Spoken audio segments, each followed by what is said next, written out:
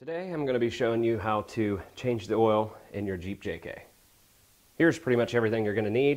You're going to need 6 quarts of oil, an oil filter, a 1/2 inch wrench. Some people say 13 millimeter, but I found a 1/2 inch actually fits better on the drain plug. 24 millimeter socket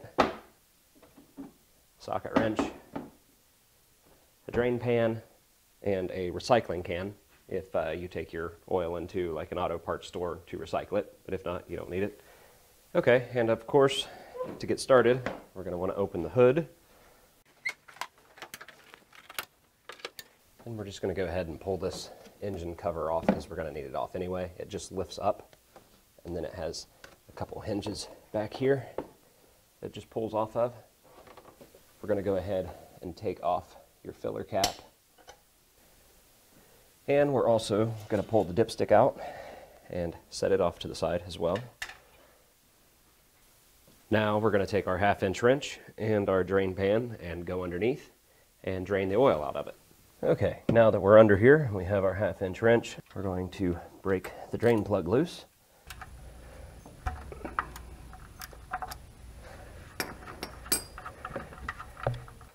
And just be ready with your drain pan to make sure you have it in the right position.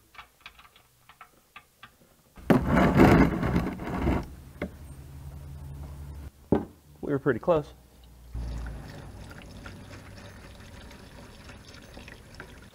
And just let that drain.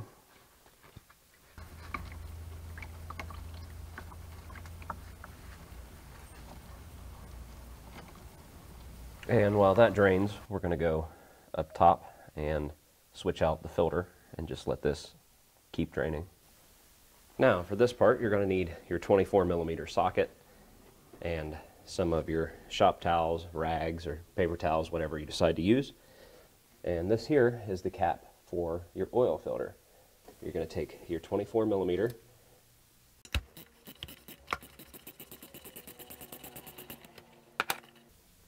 pop this loose, and your filter should stay with your cap. And this is why I have the paper towels. You should be able to unsnap your filter from your cap. We're going to take our new oil filter, open it up, and try not to do all that much above the engine with that open, because you don't want a bunch of dirt getting down inside there. As you can see, it's fairly dirty under here. Your Jeep may be cleaner. Now you're going to take your cap and your new oil filter, put the oil filter in, and it'll snap. And again, be careful not to knock a bunch of loose dirt and stuff down in there. Screw your cap back down, get your 24 millimeter socket again,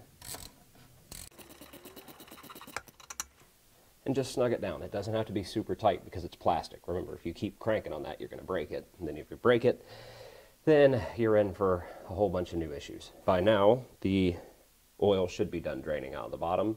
We can go down there and we'll put the drain plug back in. Okay, that's been draining for quite a while. It's just got a little drip coming out of there, but that's perfectly fine.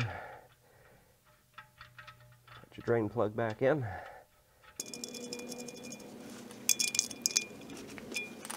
And just wipe off any extra oil. Now that we've got our drain plug back in and our new filter installed, we can take our funnel and our oil, and you're going to pour in 6 quarts.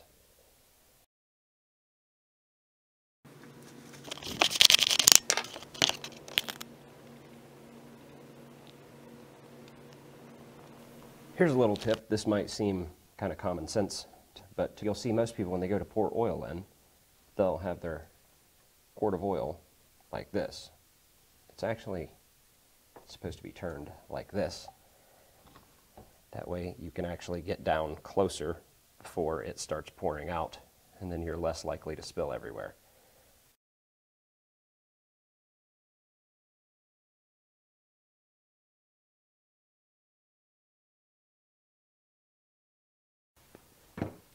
And that's 6. Oil cap back on. Now, I'm going to put the dipstick back in. I always leave the dipstick out somewhere where I can see it.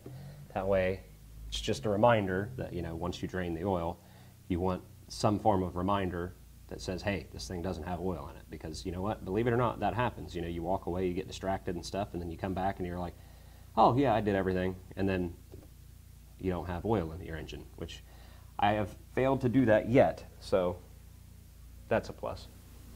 Okay, now that all that's done, we can put the engine cover back on.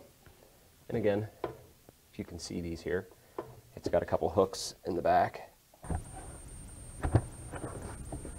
that will snap into. Just rotate it down, and it'll pop in. Okay, now that you've done your oil change, you need to reset your oil life meter.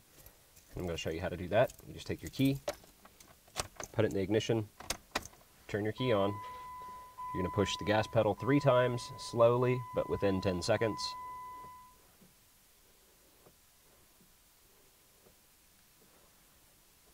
Turn the key back off.